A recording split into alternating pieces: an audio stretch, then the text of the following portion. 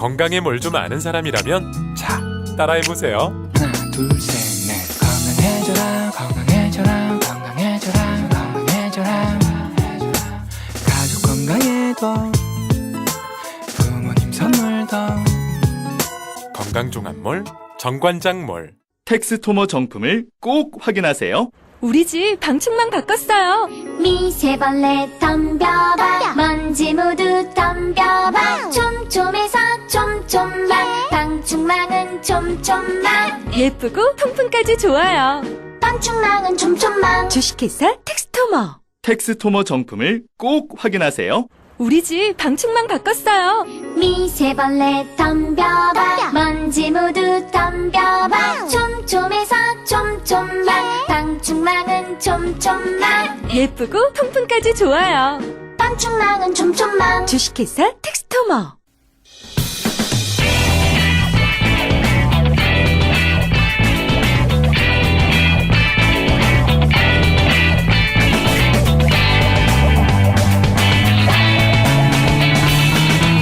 김어준의 뉴스 공장.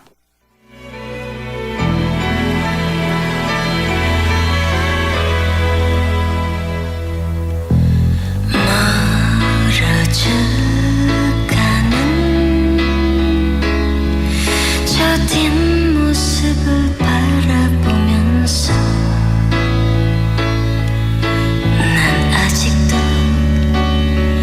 이 순간 음악이 심상찮죠. 네. 오늘은 누가 멀리서 듣나 이벤트 발표를 저희가 잠깐 해볼까 합니다. 네. 대략 가까운 분도 한 10,000km 가까이 떨어진 분들. 톱 3를 저희가 첫 번째 연결할 분은 동메달입니다. 뉴질랜드에서 버스를 운전하시는데 뉴질랜드 승객들에게 뉴스 공장을 버스에서 틀어주시는 분입니다. 저희가 직접 뉴질랜드 전화 연결해 보겠습니다. 뉴질랜드에 계시는 강동원 씨. 안녕하세요. 여보세요? 네. 여보세요? 네. 대답을 좀 빨리빨리 해주십시오. 뉴질랜드에 계시는 강동원 씨 맞죠? 네. 이렇게 뭔가요? 뉴질랜드에 네. 전기 신호가 날아가는 게. 여보세요? 안 들리십니까? 네, 들립니다. 네. 음악 소리가 너무 커요. 음악 소리는 꺼졌는데. 자, 안녕하세요. 반갑습니다. 공장장님. 네, 여보세요. 네. 반갑습니다. 뉴질랜드에 언제 이민 가셨어요?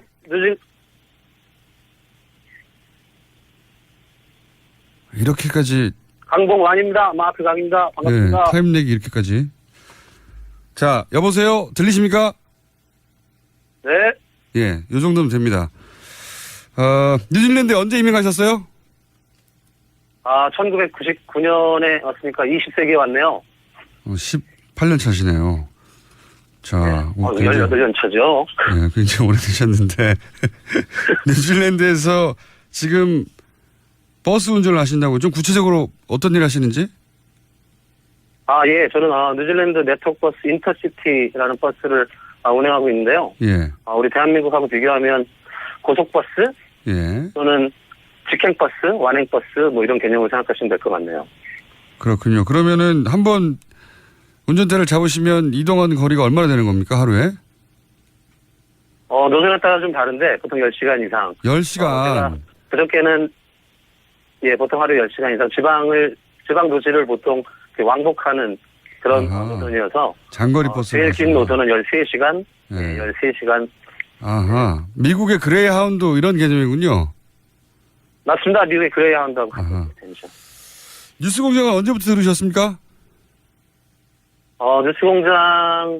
뉴스공장을 듣게 된 좀 계기 먼저 말씀드리면, 네. 저는 뉴스공장이라는 프로가 있는지 몰랐어요. 얼마 안 됐어요, 생긴 지가. 그렇죠. 1년이 안 됐습니다. 저는 우연히 네. 여러 가지 매체를 좀 찾아보다가 네. 낙검수라는 프로그램, 예. 이걸 어떻게 알게 돼서 그걸 듣다가 세상에 이런 프로가 다 있구나.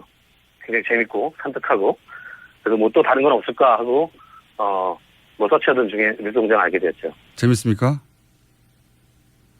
무척 재밌습니다. 아주 시원합니다. 정정당당한 프로. 시원하게 계속. 뉴스공장에서 제일 좋아하는 코너는 뭐예요? 저는 그 황교익 선생님의 그 코너, 그 맛깔나는 음식과 뭐 이런 이야기를 소개해 주시는 이 코너를 개인적으로 제일 좋아하고요. 그리고 뭐 허스키한 목소리 김은지 아나운서, 노회찬 의원님, 김진애 의원님 뭐 다 좋아합니다. 네. 별로 안 좋아하는 코너 있으세요?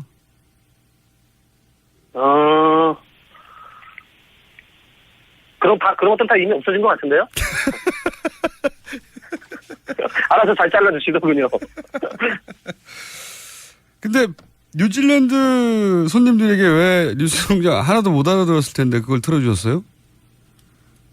그날은 제가 그 레귤러 패신저, 그러니까 한국 말로 하면 그 단골 승객들이 굉장히 많았던 날이에요. 항상 타는 손님들이 탔다. 예.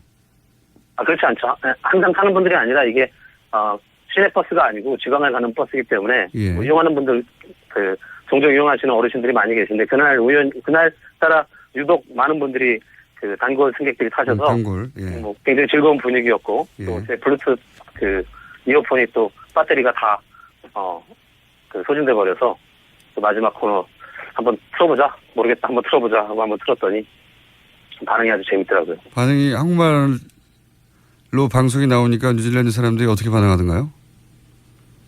그때 제 기억으로 아마 노회찬 의원님 코너였던 것 같은데 예. 우리 공장장님께서 굉장히 심하게 웃으셨고 박수까지 막 치면서 웃으셔가지고 그 몇몇 분이 내리시면서 물어보시더라 도대체 무슨 내용이냐. 그래서 이거 코리안 리얼 뉴스다. 리얼 뉴스. 프랭크 뉴스.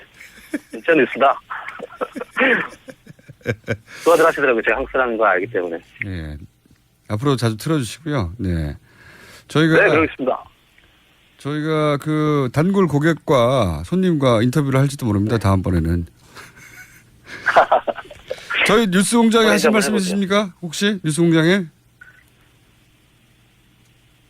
뭐 지금 현재 하시고 계시는 대로 정정당당한 프로, 또 솔직한 프로, 또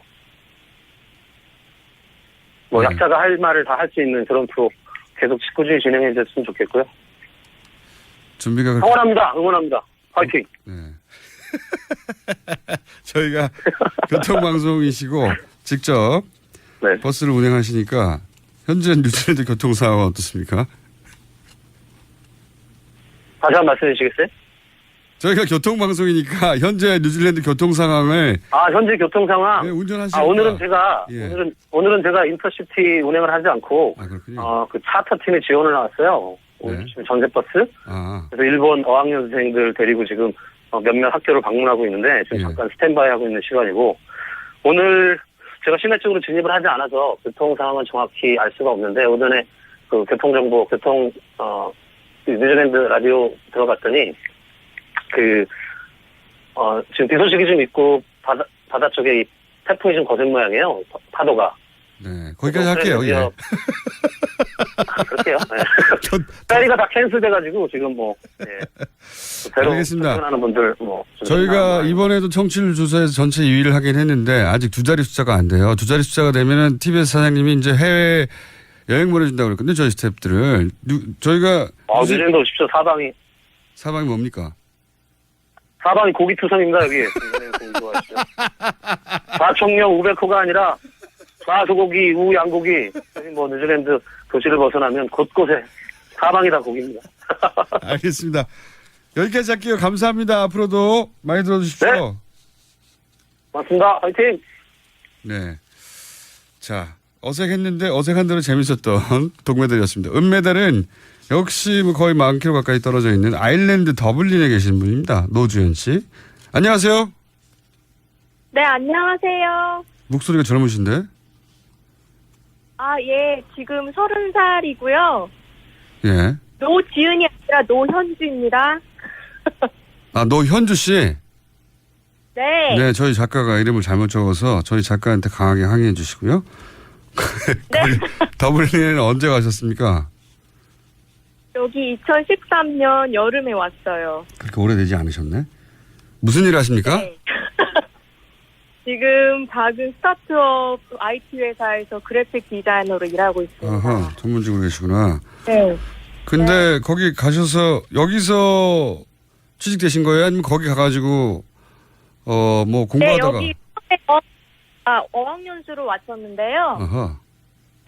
들어와서 한 2년 정도 영어 공부하다가 남자친구를 만나서 남자친구. 네, 여기서 머물기로 결심을 하고 이제 취업 준비를 하다 보니까 이제 취업까지 하게 됐어요. 남자친구가 원흉이군요. 네. 남자친구는 교민입니까? 아니면 아일랜드인입니까?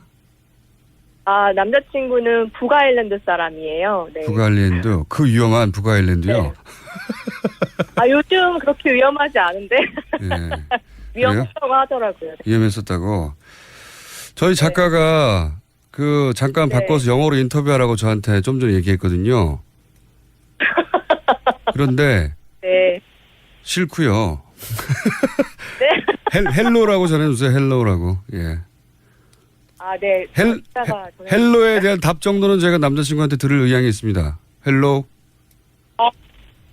Hey, say hello. 예, 됐고요. 확인됐고요. 이제 들어가라고 해주시고요. 뉴스 공장을 언제부터 들으셨습니까? 아, 처음에 작년 한 9월, 10월 달에 원래 그 파파이스 계속 들으면서 유튜브에서 듣고 있었는데요. 네. 거기에 이제 연관 검색어처럼 이제 뉴스 공장이 뜨면서 이제 듣기 시작했거든요. 네. 재밌죠? 네, 네. 엄청 재밌어요. 네. 어떤 코너가 제일 재밌어요? 그 수요일, 목요일, 금요일 날 그 마지막에 하는 고정 코너들 다 좋아해요. 잘 재밌게 듣고 있어요. 수목금, 원종우, 황교익. 네. 그다음에 네, 오늘 나오시는 도시락, 김진애 선생님. 네, 예. 네, 선생님. 김성태 의원, 안민석 의원 이런 코너는 안 좋아하십니까? 아? 좋아하는데요. 예. 그다지 좋아하지는 않나요? 네. 제일 영양가 없는 코너가 무슨 코너입니까? 영양가 없는 코너요? 아, 네. 다 영양가 있는데? 그래도 마음에 안 드는 코너가 있을 수 있지 않습니까? 아, 저희 피디를 자르려고요. 대선 주자 재미없어. 대선 주자요? 네. 대선 주자 너무 예를 들어서 문재인 후보 시절에 나온 그 방송이 재미없으셨어요? 그때 좀 집중력이 떨어지긴 했는데. 아 그렇구나. 문재인 네. 대통령에게 항의해 주시고요. 그러면 그 부분은 여기 저희가 또 똑같은 질문인데 저희 스텝이 네. 저희 사장님이 이제 두 자릿수 가면 두 자릿수라는 게 이제 라디오 방송에서 거의 불가능에 가깝다고 생각하는 숫자거든요. 역대 이제 딱 한 방송 프로그램만 달성했던 두 자리 숫자를 시사 방송이 달성하면은 저희 전체가 이제 포상 휴가를 네. 갑니다. 아일랜드로 가게 아, 네. 되면 네. 뭐가 좋아요? 아일랜드는 정말 공기가 너무 맑고요. 필요 없고요. 네. 여기도 뉴질랜드처럼 자연밖에 다 없기 때문에 고기 좀 유명하고요. 고기 맛있고요. 고기 맛있고, 피쉬앤칩스 맛있어요. 피쉬앤칩스. 그거 그냥 생선 튀긴 거 아닙니까? 네. 명절 전병 맛있어요. 네. 네. 대구 튀긴 거 아니에요, 그거. 네, 맞아요. 네, 별 음식이 없네요. 자, 감사하고요. 앞으로 감사합니다. 네. 네, 뉴스공장에 부탁하실 말 있습니까 혹시? 아, 계속 그렇게 열심히 재밌게 해주세요. 네, 그거 저희가 알아서 할게요. 감사합니다. 네, 감사합니다. 네. 안녕. 자, 1위는 저희가 거리를 따져봤더니 대략 19만 킬로미터 정도 떨어져. 엄청 먼 아르헨티나의 그 19만이 아니군요. 19만이면 지구 밖으로 나가는군요. 19,000km 떨어진 아르헨티나 부에노스 아이레스 최동신 씨 연결되어 있습니다. 안녕하십니까? 네, 안녕하세요. 아르헨티나에 사는 최동신입니다. 약간 리포트 느낌으로 말씀하시는데 언제 가신 겁니까? 언제예요? 이민을 온 건데 87년도 오래되셨네. 부모님이랑 그리고 그리고 저 남동생이랑 한 30년 정도 됐네요. 그렇습니다. 무슨 일 하십니까? 지금은 의료업에 종사하고 있습니다. 의료. 언제부터 들으셨어요? 네네. 뉴스공장? 뉴스공장이요? 예. 뉴스공장은 작년 말에부터 된 것 같은데, 그 최순실 게이트 시작했을 때부터인가? 작년 말에 제가 시작했어요. 예, 그때부터 지금까지. 아, 그렇습니까? 아. 매일 들으십니까? 매일 듣죠. 주변에서 어제도 혹시- 들었고, 오늘도 들었고, 매일매일 듣습니다. 주변에서 아르헨티나 교민들 중에 뉴스공장 들으시는 분들 많습니까? 그거는 제가 조사를 안 해봐서 모르겠고요. 다음번에 제가 기회가 되면 조사를 해서 연락드리겠습니다. 뉴스공장이 뭐가 재밌어가지고 뭐가 좋아서 계속 들으십니까? 그, 진행자만 빼고 다 좋습니다. 뭐만 빼고요? 진행자.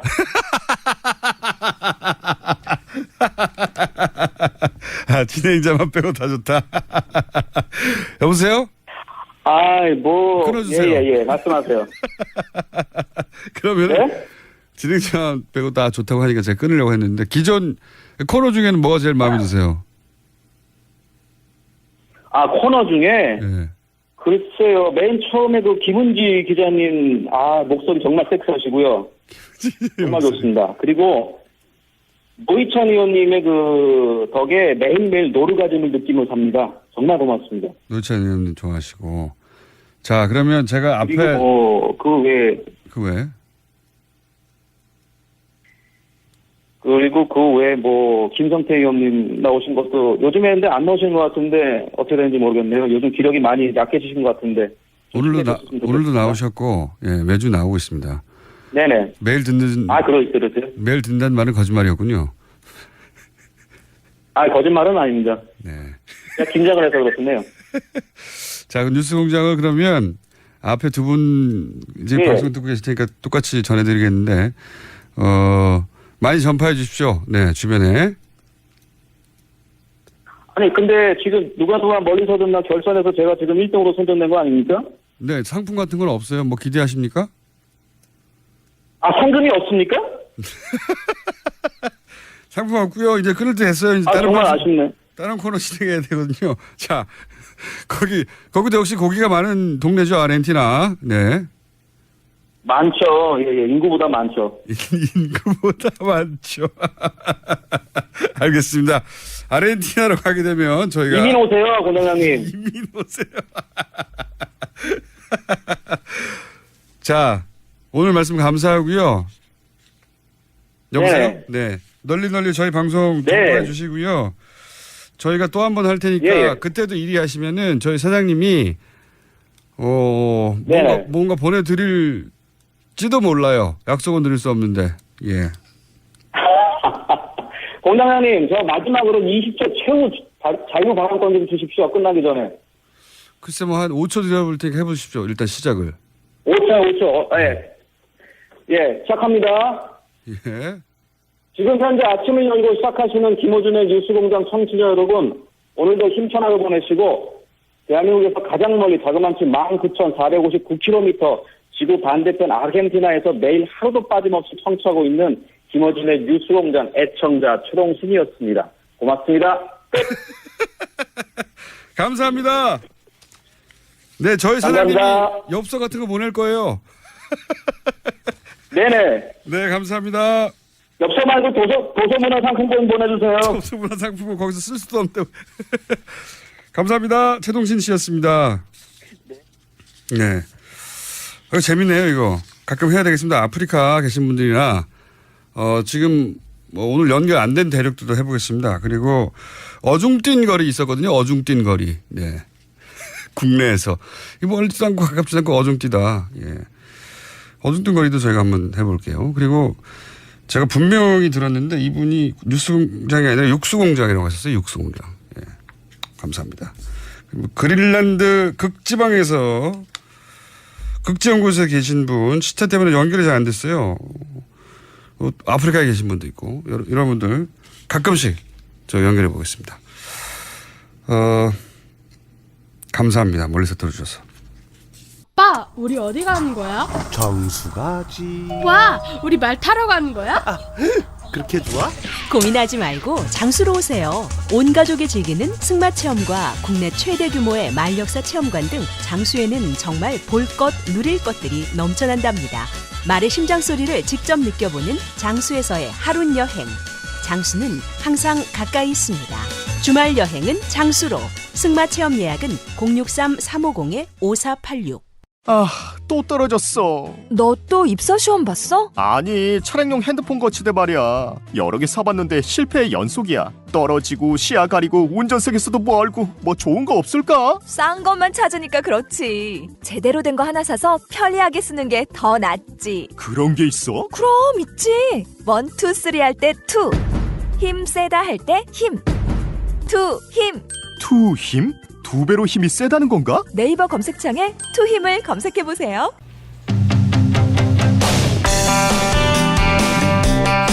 자, 그것마저 알려주마 시간입니다. 지난주 시작했죠? 리얼미터 권순정 조사분석실장 나오셨습니다. 안녕하십니까? 네. 자, 우선 저희가 앞에 예정에 없던 해외 누가 멀리서 듣나 청취자 인터뷰를 제가 너무 길게 해가지고 재밌어가지고 시간이 좀 줄어들었어요. 네, 아쉽지만 받아들이십시오. 자, 그럼 빨리 스피디하게 나가볼까요? 우선 대통령 국정 지지율 어떻습니까? 예, 지난주는 초고소득 개인 기업의 한정한 정세 방침으로 이 효과를 좀 봤죠. 그래서 74%까지 올랐는데 이번 주에는 떨어졌습니다. 70.3%로 3.7%포인트 떨어졌고요. 부정평가는 더 떨어질 줄 알았는데. 예, 22.2%로 3%포인트 상승했습니다. 떨어질 요인이 많았죠. 특히 미사일 발사. 네. 근데 또 하필 그다음에 휴가. 이거는 딱 공격하기 좋은 포인트거든요. 네. 일단 그 미사일 발사 직후에 여러 가지 강력 대응을 했기 때문에 발사 그 자체가 박근혜 정부 때의 대북 문제였던 것처럼 하락 요인으로 단정하기 좀 힘든 것 같아요. 근데 네. 그 이후에 벌어졌던 여러 가지 논란들로 그렇죠. 이어졌는데. 휴가, 사드 임시 배치. 네. 사드 임시 배치 같은 경우에는 양쪽 모두 불만일 수 있어요. 맞습니다. 예. 왜 임시냐? 맞습니다. 왜 임시라도 하냐? 정반대의 반응이죠. 임시 배치 그 결정 그 자체가 그 찬반 양론자들에게 좀 신뢰를 떨어뜨리는 요인들이 있었고요. 임시라는 말이. 예. 예. 보수층에서는 할 거면 그냥 하지 왜 임시냐라고 할 거고요. 그리고 예, 송영무 국방부 장관의 그 국회 국방위 발언들이 있었죠. 그렇게 해서 거기에서 이제 사드 배치 여부나 환경오염 평가 관련해서 혼선이 많이 초래가 됐고 이 부분이 보도로 많이 확산이 됐습니다. 그 지지층 쪽에서도 아니 임시로라도 지금 하면 안 돼야지. 네. 환경영향 평가 하고 나서 해야지. 네네. 그래서 휴가 부분도 상당히 큰데 그런 가운데 휴가를 갔기 때문에 예. 예, 저는 더 떨어질 줄 알았더니 예, 잘 보시면은 이제 휴가를 얘기를 하면서 아베나 트럼프의 장시간 통화라든지 코리아 패싱이라든지 좀 이러한 부분들 상당히 보도가 양산이 되었습니다. 대비 효과로서 좀 이러한 부분들이 보수층이나 그런 쪽 영향을 미치지 않았나 싶습니다. 종편이나 그런 데서 굉장히 많이 부각시킨. 맞습니다. 저쪽은 저렇게 대응하고 있는데 우리는 휴가를 가버렸다. 네. 이런 보수 지지층을 충분히 이탈시킬 강력한 요인이 되는. 그래서 좀 더 떨어질 줄 알았는데 생각보다는 많이 안 떨어졌네요. 70% 초반대. 그 진보층에서도 네. 환경영향 평가하고 1년 있다 결정한다고 하지 않았냐. 맞습니다. 근데 왜 지금 임시로라도 배치하느냐. 네. 양쪽에 다 불만이 있을 사실은 내용이었습니다. 네, 맞습니다. 정의당을 비롯한 일부 진보층에서 그러한 좀 신뢰도 하락, 좀 그러한 태도들이 좀 많이 보이긴 했습니다. 보수층에서도 좀 빠지고 진보층에서 조금 빠지고 그런 예, 거죠. 조수층, 중도층에서 주로 많이 빠졌고요. 뭐 TK라든지 이쪽에서 많이 빠졌는데 그럼에도 불구하고 진보층에서도 소폭 이탈하는 양상이 나타났습니다. 그랬을 것 같았습니다. 근데 그런 것 치고는 그렇게 많이 빠지진 않았지만 어쨌든 3.7%. 아직 주중 잠정 집계이고요. 이틀 더 남았기 때문에 어제 일간 집계에서는 반등세를 보였기 때문에 좀 이 하락폭은 조금 줄어들지 않을까 싶습니다. 어쨌든 저희는 유일하게 주중 발표하는 겁니다. 수요일까지. 네. 그러니까 미사일 국면이 들어서고 나서 3일차 되는 데까지. 맞습니다. 그때 하락을 했다. 그리고 다시 상승 국면에 있지만 그건 아직 가만히 안 된 겁니다. 이 수치는. 자, 그럼 정당도 변화가 있습니다. 예. 예, 민주당과 바른정당, 정의당이 하락세이고요. 반면 자유한국당과 국민의당이 상승세입니다. 민주당이 50.5%, 한국당이 17.9%, 국민의당이 6.8%입니다. 국민의당이 오른 게 이례적이네요. 보수정당이 국면에서 오른 거는 이해가 가는데 네. 국민의당이 아무래도 이제 재보조사 사건이 일단락 됐다. 네. 그런 측면. 그런 것들도 일부 영향이 있었겠지만 안철수 대표 출마설도 영향을 좀 있겠죠. 안철수 효과가 가장 크지 않았나 싶습니다. 이제 여러 가지 이제 이쪽에 그 지지층이 어느 쪽에서 올라온 것을 분석을 해보면 기존에 그 안철수 전 대표를 지지했던 그 계층에서 많이 올랐는데 아무래도 그 주 초부터 어제까지 그 당대표 출마 가능성 있다는 쪽으로 많이 보도가 됐고요. 할 것 같아요. 예, 비록 이제 당 내부에서 이제 논란이 지금 심화되고는 있지만 그러한 것들이 이제 안철수 전 대표를 기존에 지지했던 하지만 여러 가지 사건 때문에 국민의당을 이탈했던 그러한 어떤 육구자층을 일부 결집시키는 효과가 있지 않았나 싶고요.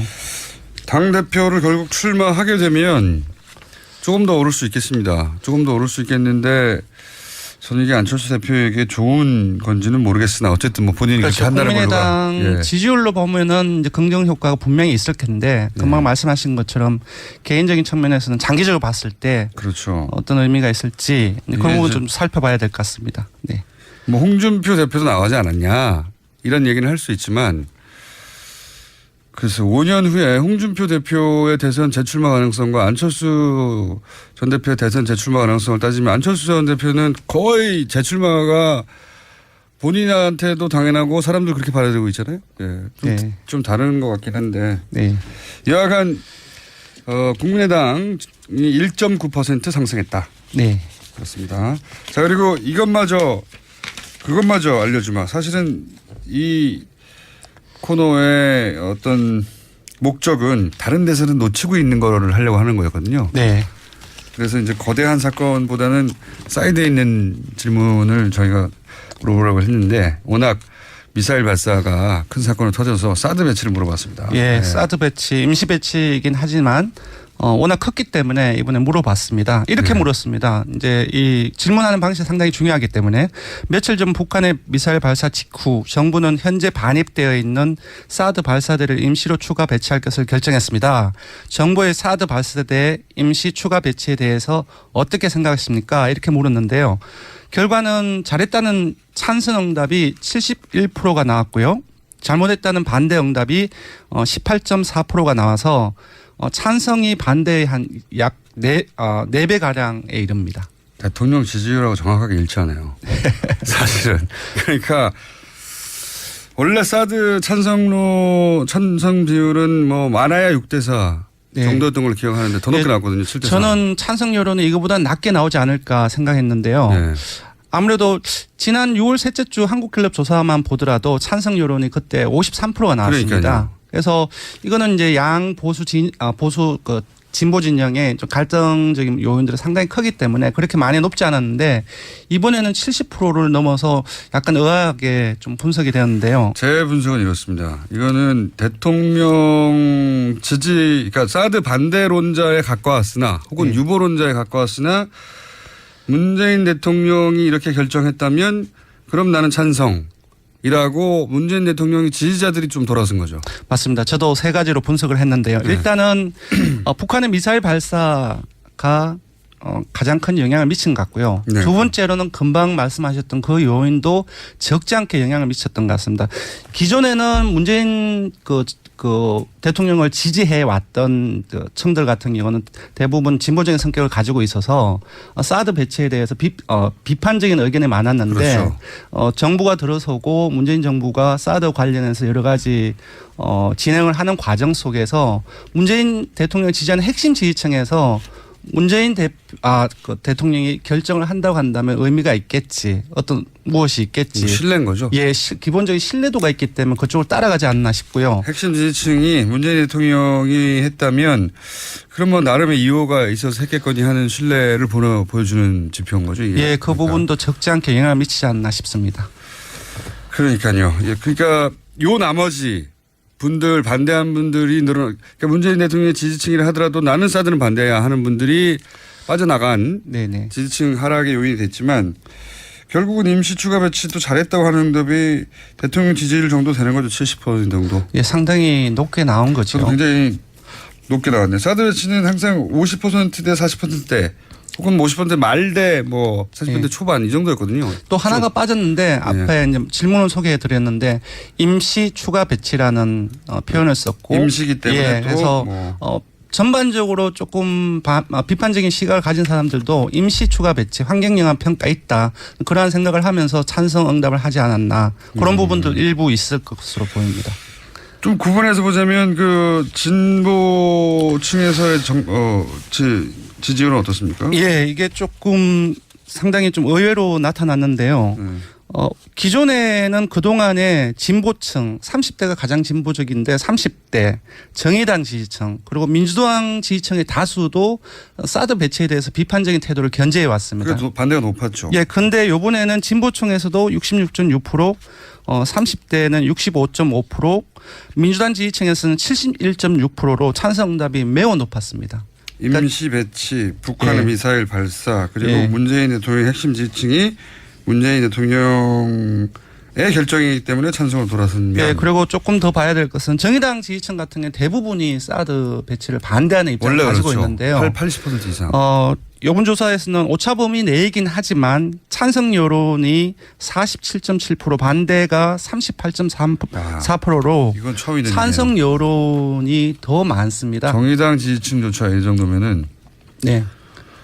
아까 말씀드렸던 이제 전반적으로 그 북한의 미사일 발사 이후에 뭐 핵무장이라든지 그런 어떤 사회 전반의 어떤 분위기라든지 네. 두 번째 말씀드렸던 문재인 정부, 문재인 대통령을 강하게 지지하는 핵심 지지층에서 강한 신뢰도를 보이면서 하고 싶은 대로 해가라고 상징되는 네. 그럴 판단을 했다면 그럴 이유가 있겠거니라고 네네. 신뢰해 주는 부분인 거죠. 하지만 이 수치 자체로 문재인 대통령의 지지율과 그 바로 연결시키는 것은 좀 무리가 있어 보입니다. 아까 말씀드렸던 정책적 혼선의 문제라든지 기본적으로 이 논란이 지속되는 과정 속에서 사드 배치를 반대하는 일부가 이탈할 가능성도 최종 있기 때문에. 결정을 할 때에는 이 수치는 전 안 나올 거라고 봅니다. 네. 제 생각에는. 맞습니다. 그건 어쨌든 최종 결정은 뭐 아직 1년이 남았기 때문에 현재 벌어진 상황에 대한 찬반 여론은 이 정도. 맞습니다. 수준. 네, 그런 의미를 가지고 있다고 볼 수 있습니다. 조사 기간 말씀해 주시고 오늘을 마쳐야 될 것 같습니다. 예, 대통령 정당 지지율 조사는 TBS 의뢰로 전국 19세 이상 성인을 대상으로 7월 31일부터 8월 2일까지 3일간 전화 면접 자동응답 혼용 방식으로 실시했고요. 최종 응답자는 1,521명, 응답률은 4.7%, 표본 오차는 95% 신뢰 수준 플러스 마이너스 2.5%포인트입니다. 현안 조사 역시 CBS 의뢰로 실시를 했고요. 어제 하루 동안 실시했습니다. 역시 전화면접 자동응답 혼용 방식으로 실시했고 최종 511명이 응답을 완료했습니다. 응답률은 5.0%, 표본 오차는 플러스 마이너스 4.3%포인트입니다. 다음 주는 좀 귀여운 걸 해주세요. 네, 감사합니다. 고맙습니다. 네.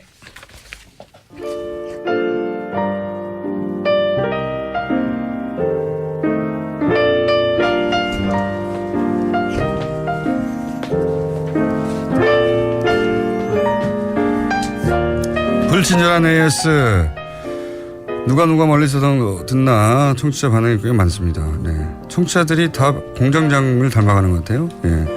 자기 얘기만 하고 고객만 얻고 그렇습니다. 네. 자, 그리고 내부자들 안민석 의원에 대한 반응도 꽤 있었습니다. JTBC 띄워준다고. 그래서 제가 안민석 의원 나가실 때 약속을 했어요. 네. 손석희 사장과 인터뷰할 때 중요한 질문 하나를 그거는 뉴스공장에 가서 답하겠다고 말하는 거로 딜을 했습니다. 여기까지 하겠습니다.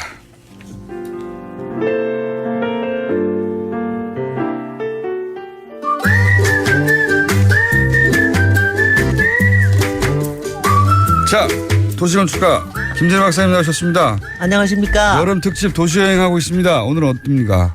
가보신데 프라이부르크. 아, 지난주에 물어보신 곳. 네네. 프라이부르크를 왜 가셨어요 근데?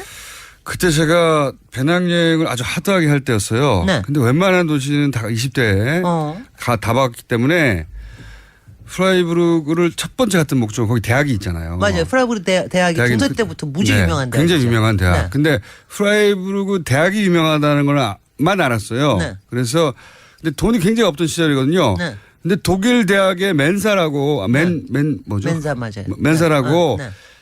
그 대학생들을 상대로 한 식당 엄청 저렴하고 푸짐하다. 프라이부르크가 인구가 25만인데 예. 거기가 3만이 학생이에요. 그래서 프라이브로 대학에 점심 먹으러 왔어요. 제가 그때 너무 배가 고파가지고 그리고 밥 먹고 역시 쌌어요. 네. 그때 뭐 한 몇 마르크 안 했던 것 같아요. 그때는 그러니까 뭐 한 80년대? 80년대인가? 90년대 초반이었습니다. 초반. 그리고 네. 나서 이제 그 동네를 돌아다녔죠. 아, 괜찮네. 그때는 가니까 뭐가 괜찮던 거야? 뭐가 인상에 남아 있어? 대학이 굉장히 크다. 엄청나게 커요, 정말. 굉장히 크다. 그다음에 점심이 싸구나 또 와야지. 근데 보통 그리고 프라이부르크는 많이 안 가는데. 안 가죠. 관광도시는. 왜냐하면 거기가 이제 관광도시도 남서 쪽에 코너에 박혀 있고 프랑스하고 그다음에 이탈리아하고 거의 이제 합해 있고 그래서 그쪽에 잘 안 가는 도시인데 거기를 찾아간 게 참 신기하네. 말씀드렸잖아요. 네. 점심 함께 먹으러. 독일 대학은 고기는 좀 소세지는 좀 많이 나오던가. 그러니까요. 절인 양배추하고 절인 양배추하고 시켜 먹었던 기억이 납니다. 사우크래프트. 네, 그거 먹고 그다음에 나무가 많다. 네. 나무 엄청나게 많고. 대학이 크다. 나무가 많다. 네. 좀 자야지. 네. 한숨 자고. 근데 이제 도시는 고풍스럽고 좋았어요, 저는. 예. 근데 90년대면 아직 그렇게 도시가 그렇게 유명할 때는 아닌데 지금은 엄청나게 유명한 도시입니다. 그렇게 됐습니까? 지금은 이제 생태 도시, 환경 도시, 녹색 도시, 뭐 그린 캐피탈이라는 말까지도 하니까 그래서 프라이부르크 김밥 그러면은 천국 정도로 생각하고 간 곳인데. 맞아요. 그때는 김밥 천국 정도였다고 봐. 그러니까 거기가 저 프라이부르크 대학하고 거기가 이제 와인이 좀 유명해요. 그러니까 그거 두 개 외에는 사실은 굉장히 쇠락하는 도시였어요. 근데 지금은 이제 그린 캐피탈이라고. 그거는 기억납니다. 사람이 그렇게 많지 않다. 많지 않아요. 활기차지 않고. 관광객도 별로 안 갔어요. 관광할 곳도 없다. 예, 그냥. 다만 그거 하나는 보셨어요? 도시 안에 조그만 수로가 있었는데. 그건 생각납니다. 한 자폭 정도로 네, 해가지고. 이게 뭐지? 그랬던 생각이 납니다. 그때 그 또랑이 있어. 무슨 또랑, 그러니까 또랑이 도시 전체를 갖다가 쭉 저 하는데 그게 그러니까 거기가 이제 유명한 거는 흙림 때문에 유명해요. 사실은 흙림이라는 게 이제 그 검은 숲, 검은 숲이라는 거, 슈발츠왈트. 그게 이제 거기에 원조 좀 되는 데기 때문에 그거 가깝다는 거 외에는 사실은 별로 유명한 도시가 아니에요. 점심 먹으러 갔다니까요. 글쎄 말이죠. 근데 이제 몇 번 더 갔어요, 점심 먹으러. 근데 그때는 아마 없어졌어요. 지금은 왜 이렇게 제가 이제 이 프라이부르크를 왜 데리고 나왔냐 하면은. 사실은 프라이부르크는 관광객은 안 가실지 모르지만 우리나라 공무원들은 무지 가셨을 겁니다. 그래요? 공무원들 거기 생태 배우러 환경도시 배우러. 이게 이제 생태 도시로 유명해졌습니까? 생태도시로 굉장히 유명해졌는데 제가 또 특히 이 도시를 데리고 나온 게 요새 김호준 공장장님께서 탈원전에 엄청난 관심을 지난주부터 보이셔서 저는 제가 너무 반가워서 데리고 관심이 나왔어요. 많습니다. 네. 근데 이제 이게 돈이나 전력만의 문제를 바라봐서는 안 된다. 기술만의 문제는. 네네. 완전히 그야말로 웨이 오브 라이프의 변화예요. 그렇죠. 환경과 우리가 사는 삶의 완전히 달라져요. 내가 그 다음 세대가 이 땅이 조금 더 안전하고 이게 박정희 시절에 들어온 멘탈리티 같은데 강하게 효율, 돈, 경제성 뭐 이런 게 최우선이었잖아요. 언제나. 그거를 그런 멘탈리티를 탈피하는 상징적인 정책의 근본적인 변화로 저는 탈원전을 바라보거든요. 네. 근데 바로 프라이부르크가 지금 왜 이렇게 유명한 생태 도시가 됐느냐. 바로 탈원전 운동에서부터 출발을 한 겁니다. 거기서 출발한 겁니까? 그러니까 70년대, 1970년대니까 부터 한 50년 전에 여기에 바로 슈바르츠발트 근처에다가 원전을 하나 짓겠다고 나왔어요. 거기다가 그 좋은 동네에다가 그래가지고 그거를 반대 운동이 시작이 된 데가 바로 거기입니다. 그 숲을 뭉개고 거기다가 원전을 하겠다고. 그 상상이 힘드네요, 정말. 그러니까 70년대니까 뭐 지금은 상상도 못하는 거죠. 그래가지고 그걸 반대하는 시민 운동이 일어난 데가 바로 프라이부르크예요. 그래서 그거에서부터 출발을 해가지고 했는데 흑림이라고 하면 얼마나 웃기느냐 하면은 흑림이 뭔지를 설명해 주셔야죠. 근데 흑림은 로마군하고요, 켈트족하고 싸우던 데고요. 왜냐하면 이게 이제 왜 흑림이라고 하는지 왜냐하면 이게 굉장히 높은 나무들이 있는데 이게 얼마나 우거져 있느냐 하면은 이게 보면은 거무스름해요. 그래서 흑림이라고. 그럴 정도로 울창하기 때문에 이걸 갖다가 검은 숲이라고 얘기를 합니다. 우리나라의 자연공원 뭐 몇십 개 합쳐놓은 거 정도에. 그래서 예전에 그 왜 로마 광대한. 시대하고 싸우고 그럴 때 그쪽에서 켈트족이 와가지고 싸우고 검은 숲으로 들어가 숨으면 아무도 못 찾고 막 이러던데요. 거기. 영화 중에 네. 그 저거 있지 않습니까? 그 누굽니까? 로마군 편에 섰다가 글래디에이터 나왔던 사람. 글래디에이터 첫 장면에 왜 그 네. 장면이 첫 장면에 게르만족하고 싸울 때 장면 나오지 않습니까? 네, 네. 그 게르만족이 그게 숲에 바로 흑림이에요. 그게 거기가. 흑림이에요. 바로. 네. 숲에 숨었다가 튀어나오는 사람들. 그래서 그런데. 야만족이라고 불렀거든요. 그럼요. 바로 거기에요. 그래서 지금 또 특히 여름에 가면은 시커컴해요. 그래서 이제 이걸 검은 숲이라고 굉장히 유명한 엄청나게 건데 넓은 지역인데. 여기다가 원전을 짓겠다 그러니까 나무를 이제 뭉개고. 다 뭉개고 그러니까 반대를 시작을 했어요. 그렇군요. 근데 그걸 반대를 했는데 한 15년 동안을 반대를 했어요. 반대를 했는데 정말 웃기는 게 뭐냐면 얘네들이 80년도 15년 동안 반대하다 나와가지고 약속을 했어요. 우리가 여기서 필요한 전기를 우리가 자급자족 할게. 이거 그렇게 약속을 하고 시작을 합니다. 그래서 원전을 못하게 만듭니다. 어떻게 작업적으로 아니 그러니까 그게 자급자족하는 건 두 가지 아니야. 하나는 사용량도 줄입니다. 사용량도 줄이고. 또 하나는 이걸 만들기도 하고. 재생에너지. 그래서 지금 가면 우리 이거 프라이브룩은 한 번 더 해야 될 것 같은데 여기 가면은요 지금 90년대 갔을 때는 못 보셨지만 지금 가면은 태양광이에요. 어디 가나 태양광이에요. 집들이 다. 집들이 그냥 어디 가나 그러니까 하다못해 주차장 근성 있는 도시네요. 시청 무슨 니네 왜 대한도시 반대? 그랬더니 우리 그럼 우리가 알아서 할게. 그러니까 우리가 그래도 지금 한 85%를 자급자족을 합니다. 그리고 그게 대단하네요. 태양광뿐만이 아니라 거기에 지열 냉방, 냉난방 하는 거, 소수력 발전소 하는 거, 풍력 하는 거. 아니 거기는요 도대체 안 하는 게 없어요. 도시 전체가 안 하는 게 없어. 아니 정말 이거는 정말 기가 막힌 게 거기 가면은 우리는 지금도 솔라 패널 보면 좀 신기하다 뭐 이런 정도로 지나가는데 앞으로 다 거기 있어요. 그러니까 소위 미래가 거기 와 있네. 에너지 미래가. 그리고 거기에 보면 그때는 줄이는 것도 도시락 도시였는데. 그때는 맞아 도시락 도시인데 지금은 제가 여기 들어오기 전에 혹시 공장장님 한 달에 몇 킬로와트나 쓰세요? 그건 잘 모르겠어요. 모르죠. 돈 얼마나 내요? 많이 냅니다. 많이 내죠. 누진세 때문에. 요새는 많이 낼 테고 평소에 한 5, 6만 원 정도는 내지 싶은데. 그거보다 더 내요. 더 내요. 그러면 좀 문제가 있는 집인데. 전기를 그래서 한 350kg 정도 쓸 거예요. 350, 400 정도 쓰는 것 같은데. 제가 거기 가서 걔네들 줄이는 걸 보면은요. 제가 거기 가서 보면은 한 달에 100kW를 안 쓰는 집들이 대부분이에요. 자체로 해결하기도 하고. 그걸 줄이는데 그걸 줄이면 다 쿠폰을 줍니다. 제가 오늘 이거 하나 같이 뭐냐면 제가 요것만 얘기할게요. 그러니까 여기가 반원전부터 출발한 도시에다가 이렇게 될 수 있었던 게 녹색 땅이 여기에 시장이 됐습니다. 다음 주에 이어가겠습니다. 김진애 박사님이었습니다. 하시죠. 안녕. 안녕.